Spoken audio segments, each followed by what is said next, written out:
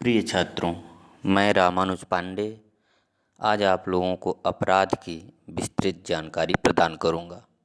अपराध क्या है, कब कोई कार्य अपराध हो जाता है, अपराध की परिभाषा विद्वानों ने क्या दी है तथा इसके आवश्यक तत्व क्या क्या हैं। आशा है यह वीडियो आप लोगों के प्रतियोगी परीक्षा और अन्य परीक्षाओं में अपना महत्वपूर्ण योगदान देगा। तो आइए हम शुरू करते हैं। सबसे पहले हमें अपराध के बारे में जानना होगा। अपराध एक सामाजिक पहलू है।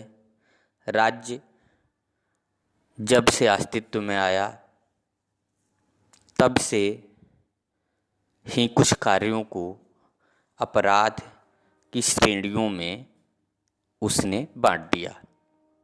उसने ऐसा कार्य जनता के व्यवहार को संचालित करने के लिए किया। एक तरह से हम देखें तो अपराध नियमों की अवज्ञा ही है, परंतु सभी नियमों का उल्लंघन अपराध नहीं होता है। जैसे सिविल प्रक्रिया संहिता,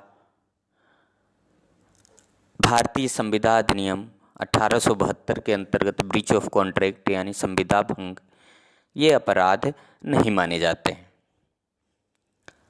अपराध विधि के विरुद्ध तथा नैतिकता के प्रतिकूल होता है। सामान्य व्यक्ति के लिए वही अपराध है जो नैतिकता के विरुद्ध हो तथा लोगों द्वारा उसकी निंदा की जाती है। अपराध सार्वभौमिक नहीं होता है, हो भी सकता है, नहीं भी होता है, क्योंकि अपराध परिस्थितियों के अनुसार बनाया जाता है। अपराध हर देश की परिस्थितियों के अनुसार सुनिश्चित किया जाता है, क्योंकि हम देखते हैं कि कुछ कार्य भारत में अपराध घोषित हैं और इंग्लैंड, अमेरिका जैसे देशों में उन कार्यों को अपराध नहीं माना जाता है। जैसे भारत में जारता अपराध की श्रेणी में, जबकि इंग्लैंड में जारता को अपराध नहीं माना जाता है। हिंदू विधि में द्विविवाह को अपराध माना जाता है, वहीं मुस्लिम विधि में अगर पुरुष द्वारा दूसरा विवाह किया जाता है तो वह वैध है। इस तरह से हम अगर भारत में देखें तो भारत में ही बदलती परिस्थितियों के अनुसार एक समय था कि सती प्रथा को एक पुनीत कार्य समझा जाता था, लेकिन देश की परिस्थितियों में परिवर्तन के साथ आज सती प्रथा को अपराध घोषित कर दिया गया है। प्रोफेसर दुर्खीम की बात करें तो उन्होंने कहा था कि अपराध शाश्वत है। जब से मानव इस धरती पर आया, अपराध उसके साथ ही आया और मानव की समाप्ति के साथ ही अपराध की समाप्ति हो सकती है। तो हम आगे बढ़ते हैं, अपराध की परिभाषा पे आते हैं। Definition of crime.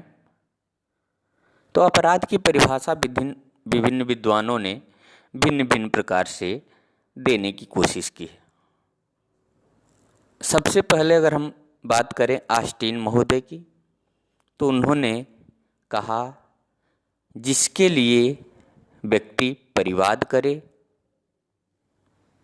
सिविल दोष कहा जाता है जिसके लिए राज्य परिवाद करे, उसे अपराध कहा जाता है। यानी सिविल दोष वह है जिसके लिए व्यक्ति स्वयं परिवाद करता है और जिसके लिए राज्य परिवाद करता है उसे अपराध कहा जाता है।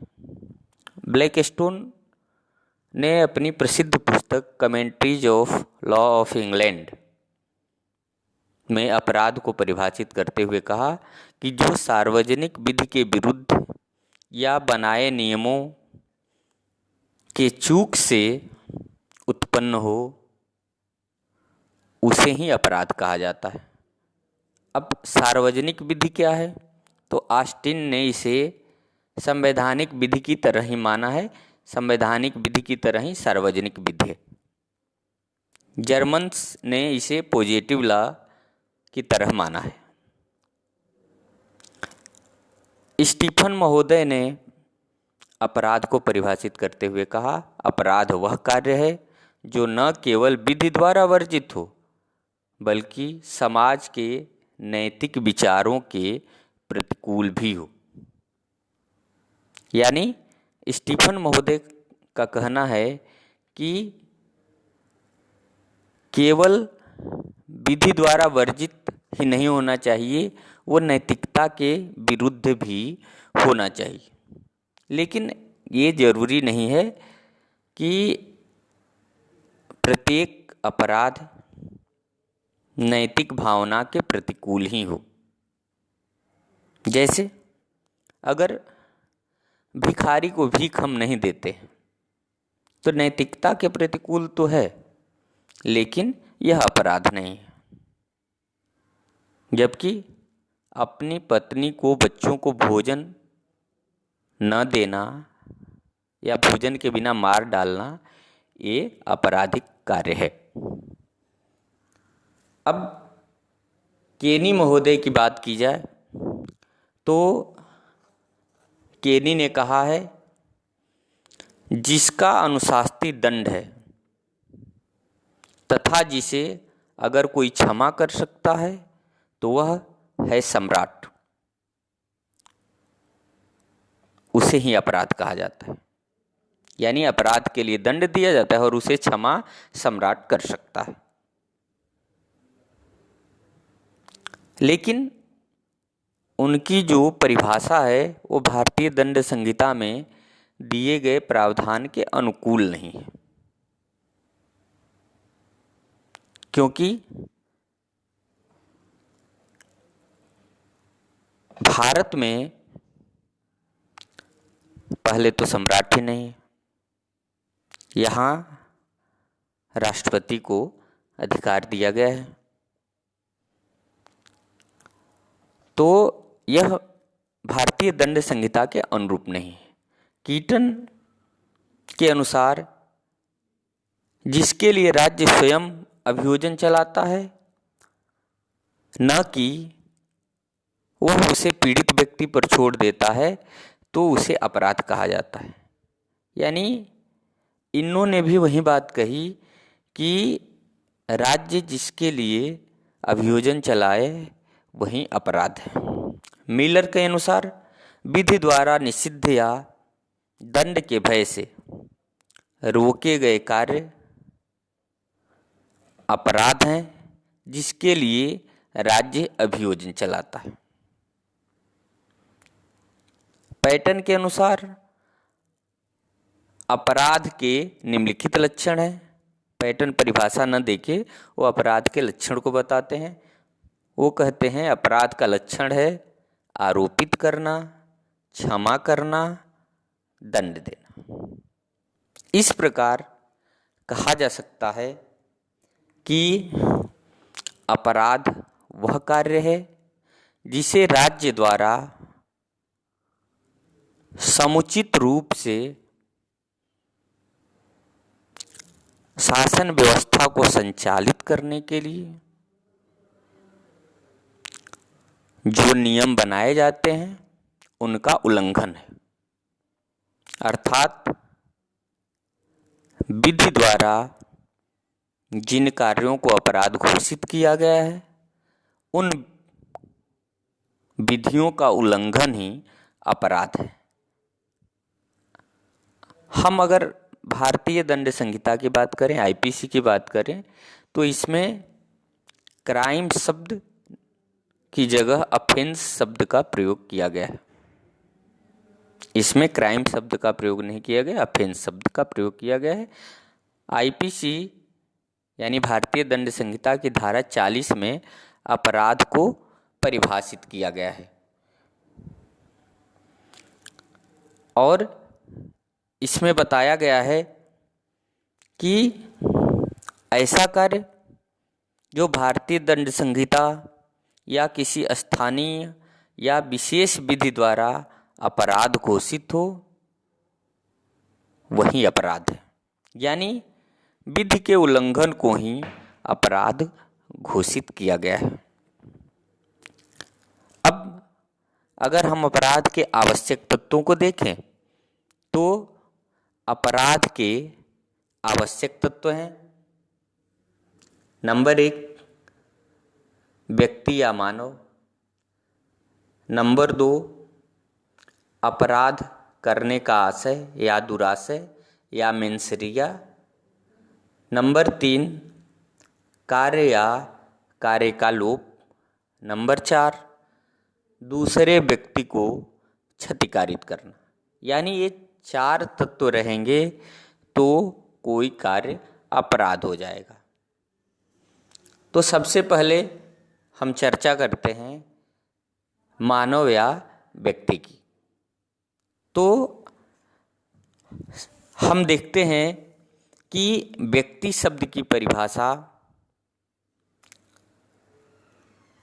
भारतीय दंड संहिता की धारा 11 में दी गई और अपराध केवल भारतीय दंड संहिता के अनुसार मानव के विरुद्ध ही हो सकता है, मानव द्वारा किया गया हो और मानव के विरुद्ध किया गया हो।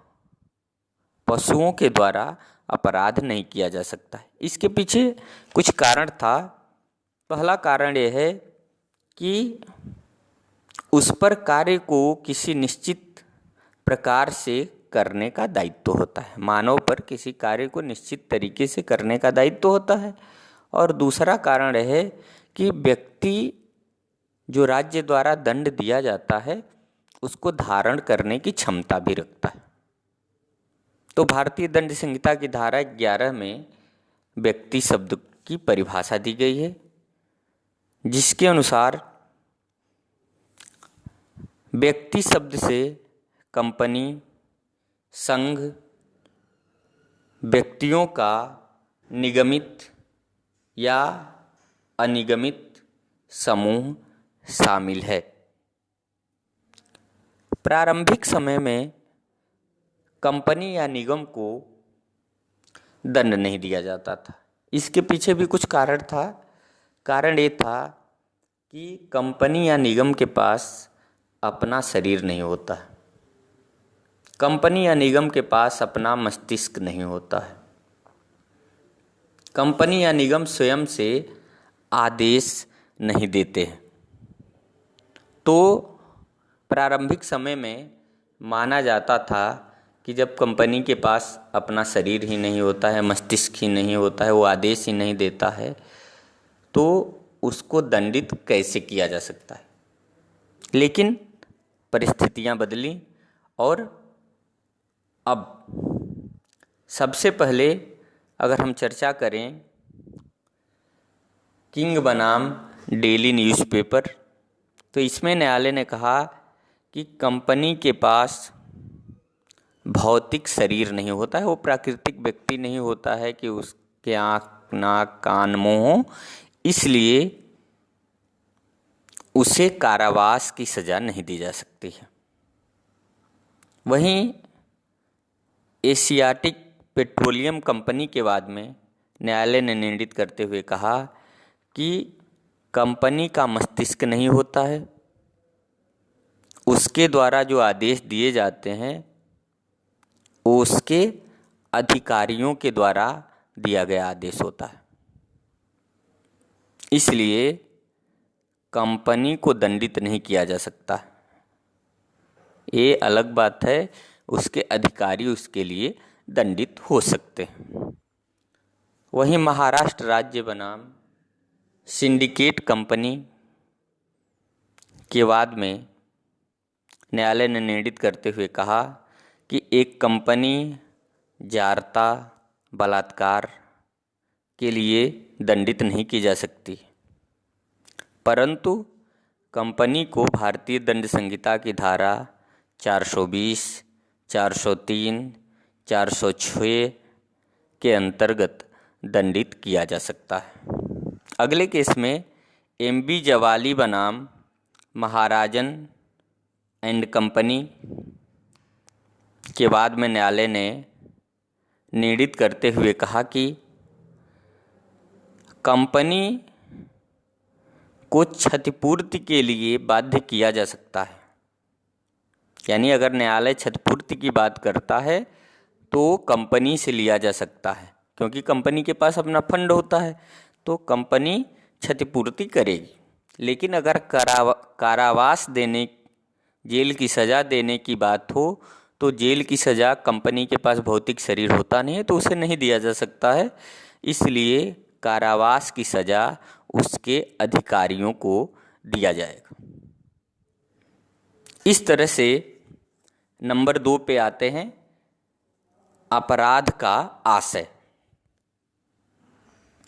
इसे मेंसरिया भी कहा जाता है, क्योंकि हम देखते हैं कि अपराध किसी व्यक्ति द्वारा किया जाता है तो उसके पीछे उसका एक आशय होता है, इंटेंशन होता है, वह क्यों अपराध कर रहा है। पशु बिना आशय के कार्य करता है, लेकिन मानव बुद्धिजीवी प्राणी होता है और बिना आशय के, बिना दुष्प्रयोजन के किसी गलत कार्य को नहीं करता है। तो मूल रूप से इसके 2 सूत्र हैं। पहला सूत्र है एक्टस नॉन फैसिट रियम निसी मिनसिट्रिया। इसका अर्थ होता है मात्र कार्य किसी को अपराधी नहीं बनाता जब तक कि उस कार्य को करने का आशय न हो। सबसे पहले इस सिद्धांत को फाउलर बनाम पेजेंट के बाद में 1798 में यह सूत्र दिया गया। दूसरा सूत्र है एक्टस मी इनवाइटो फैक्टस नॉन इस्ट मीन्स एक्टस, अर्थात मेरे द्वारा मेरे इच्छा के विरुद्ध किया गया कार्य मेरा नहीं है। यानी अगर कोई व्यक्ति अपनी इच्छा के विरुद्ध कोई कार्य करता है तो वह कार्य उसका नहीं माना जाएगा, भले वो कार्य अपराध ही क्यों न हो। जैसे मान लीजिए डाकुओं का एक गिरोह है और एक लुहार को पकड़ लेता है और लुहार के सीने पर बंदूक रखकर लुहार को कहते हैं कि तुम किसी का दरवाज़ा तोड़ दो। लुहार अपने प्राण के भय में किसी व्यक्ति का दरवाज़ा तोड़ देता है। तो किसी का दरवाज़ा तोड़ना आपराधिक कार्य है, लेकिन चूँकि वह कार्य जो कि लुहार के द्वारा किया गया था उसने साशय नहीं किया था, उसका कोई दुराशय नहीं था, उसका कोई मेंसरिया नहीं था, न वह उस दरवाजे को तोड़ना चाहता था, इसलिए उसके इच्छा के विरुद्ध जो कार्य किया गया था उसके लिए वह दंडित नहीं होगा। तो सबसे पहले जो फाउलर बनाम पेजेंट का केस आया 1798 में, लॉर्ड केनियन ने इसे दिया और इसी केस में कहा गया कि मात्र कार्य किसी को अपराधी नहीं बनाता है जब तक कि उसे करने का उसका आशय न हो। इसी में कहा गया कि आशय और कार्य संगामी हों। जब तक आशय और कार्य संगामी नहीं होंगे तब तक वह कार्य अपराध नहीं बन सकता है। इसके बाद केस आया आर बनाम प्रिंस का केस 1875 ईस्वी में। आर बनाम प्रिंस का जो केस है, वहाँ जो प्रिंस थे उन्होंने एक 14 साल की लड़की,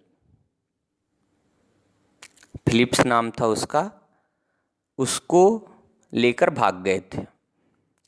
और वो लड़की देखने में 18 साल से कम की नहीं लगती थी। बाद में पकड़े जाने पर उन्होंने इस बात का बचाव लिया कि हमने इस लड़की के शारीरिक बनावट को देखा और हमें लगा कि ये वयस्क है, इसलिए मुझे दंडित नहीं किया जाना चाहिए, ये मेरी भूल थी, इसके शारीरिक बनावट से लग रहा था कि ये 18 साल की है। लेकिन न्यायालय ने उन्हें क्षमा नहीं किया और प्रिंस को दंडित किया। इसके बाद आर बनाम टाल्सन का केस आया 1879 में, 89 में, 89 में आया था। आर बनाम टाल्सन में हुआ क्या कि मिस्टर टाल्सन और मिसेस टाल्सन दोनों की शादी हुई और 1 साल के बाद ही पति ने पत्नी को छोड़ दिया। छोड़ने के पश्चात वो लापता हो गया। पत्नी ने उनका इंतज़ार किया, मिसेस टाल्सन ने उनका इंतज़ार किया और बाद में उन्हें विश्वास हो गया कि अमेरिका जो जहाज़ जा रही थी डूब गई है। उसी में उनके पति भी बैठे थे और वो भी डूब गए। ऐसा विश्वास के साथ उन्होंने दूसरा विवाह कर लिया और विवाह के 1 साल पश्चात ही उनके पति वापस आ गए और मिसेस टाल्सन पर मिस्टर टाल्सन ने द्विविवाह का आरोप लगाया। न्यायालय ने निर्णित करते हुए कहा कि चूंकि उन्होंने जो विश्वास किया था, उनके विश्वास का उचित कारण था, इसलिए उन्हें मुक्त कर दिया गया, दोष मुक्त कर दिया गया, उन्हें दोषी नहीं बनाया गया। इसके बाद नंबर 3, अपराध होने के लिए कार्य या कार्य का लोप का होना बहुत जरूरी है। केनी महोदय ने कहा है कि आपराधिक कृत्य मानव आचरण का वह परिणाम है जिसे विधि रोकना चाहती है। उन्होंने ही सबसे पहले इसे एक्टस रियस कहा था। केनी ने ही इसे एक्टस रियस कहा था। इस तरह से कार्य, आपराधिक कार्य तो अपराध को कारित करते हैं। किसी कार्य का लोप यानी किसी कार्य को न करना भी अपराध होता है। किसी कार्य का अवैध लोप अपराध हो जाता है। भारतीय दंड संहिता के धारा 43 में अवैध लोप शब्द को परिभाषित किया गया है, जिसके अनुसार अवैध लोप शब्द हर उस कार्य को लागू होता है जो विधि द्वारा अपराध घोषित है तथा जिसे करने के लिए कोई व्यक्ति वैध रूप से आबद्ध है। अब भारतीय दंड संहिता में कुछ लोप ऐसे हैं जो कि अपराध का गठन करते हैं। जैसे एक व्यक्ति अपने माता पिता को भोजन नहीं कराता है, जिसके कारण उनकी मृत्यु हो जाती है, तो भोजन न कराना कार्य का लोप करना है, यानी उस व्यक्ति का कर्तव्य था कि अपने माता पिता को भोजन कराए। अगर वो नहीं करता है तो कार्य के लोप द्वारा वो अपराध कारित करता है। लेकिन सभी कार्यों का लोप अपराध नहीं होता है। जैसे मान लीजिए एक तैराक है, नदी के किनारे बैठा है और कोई बच्चा नदी में डूब रहा है, चिल्ला रहा है, लेकिन तैराक उसे बचाने नहीं जाता है। तो ऐसी परिस्थिति में चूंकि तैराक का उस बच्चे के प्रति कोई कर्तव्य नहीं है, इसलिए वह तैराक किसी अपराध का दोषी नहीं। लेकिन मान लीजिए वहीं अगर जल पुलिस बैठी हो और उसका एक कार्य है कि नदी में डूबते हुए किसी व्यक्ति को बचाना है, तो उसका एक कर्तव्य होगा कि उस बच्चे को बचाने का प्रयास करे, बचाए। अगर वो नहीं बचाते हैं तो वो अपराध करते हैं। इसके बाद जो अपराध के लिए चौथा आवश्यक तत्व है वह है दूसरे व्यक्ति को क्षतिकारित करना। यानी जो कार्य किया जाए या कार्य का लोप हो उससे दूसरे व्यक्ति को क्षतिकारित हो। अब अगर क्षति की बात की जाए तो दूसरे व्यक्ति को क्षति कई प्रकार से हो सकता है। जैसे उसके शरीर को क्षति हो सकती है, उसके मन मस्तिष्क को क्षति हो सकती है, उसके ख्याति या इज्जत को क्षति हो सकती है, उसके संपत्ति को क्षति हो सकती है। तो ऐसी कोई भी क्षति होती है तो वह अपराध की परिभाषा में आती है। भारतीय दंड संहिता की धारा 44 में क्षति शब्द को परिभाषित किया गया है, जिसके अनुसार क्षति शब्द से किसी प्रकार की हानि का बोध होता है जो शरीर, संपत्ति, मस्तिष्क, प्रतिष्ठा के संबंध में किसी व्यक्ति को पहुंचाई जाती है। इस तरह से अगर किसी के शरीर, मन, ख्याति, संपत्ति आदि को क्षति पहुंचाई जाती है तो वह कार्य भी अपराध होगा। लेकिन इसके अपवाद भी हैं। जैसे हमने 4 पॉइंट बताए हैं कि अपराध होने के लिए क्या होना चाहिए, मानव या व्यक्ति होना चाहिए, अपराध करने का आशय होना चाहिए, कार्य होना चाहिए या कार्य का लोप होना चाहिए, या दूसरे व्यक्ति को ऐसे कार्य या ऐसे कार्य के लोप से क्षति होना चाहिए। इसके अपवाद यह हैं कि इसके कुछ तत्वों के न होने के बावजूद भी कुछ कार्य अपराध हो जाते हैं। जैसे अगर अपराध के आशय के बिना, अपराध करने का आशय नहीं है तो भी कठोर दायित्व से संबंधित मामले या पूर्ण दायित्व से संबंधित मामले, स्ट्रिक्ट लायबिलिटी, एब्सोल्यूट लायबिलिटी, ये दोनों से संबंधित जो कार्य हैं इसमें भले आपका आशय न हो वह कार्य अपराध हो जाता है। इसी तरीके से दूसरे व्यक्ति को क्षति न हो, कोई इंजरी न हो तो भी कुछ कार्य अपराध हो जाते हैं। जैसे षड्यंत्र, दुष्प्रेरण, प्रयत्न, कंस्पिरेसी, अबेटमेंट और अटेम्प्ट, ये सब जो हैं बिना किसी क्षति के भी अपराध कारित कर देते हैं और वह कार्य अपराध हो जाता है, भले किसी को क्षति हो या न हो। इसी तरीके से भारतीय दंड संहिता में शांति बनाए रखने के लिए भी कुछ ऐसे सेक्शन, ऐसी धाराएं दी गई हैं जिसमें कि अपराध के चारों आवश्यक तत्व में से कोई तत्व नहीं रहता है तो भी उन कार्यों को अपराध मान लिया जाता है। तो हमें आशा है कि आप लोगों को ये वीडियो बहुत पसंद आएगा। धन्यवाद। अगर आपको अच्छा लगा हो तो आप इसे लाइक और सब्सक्राइब ज़रूर करें। नमस्कार।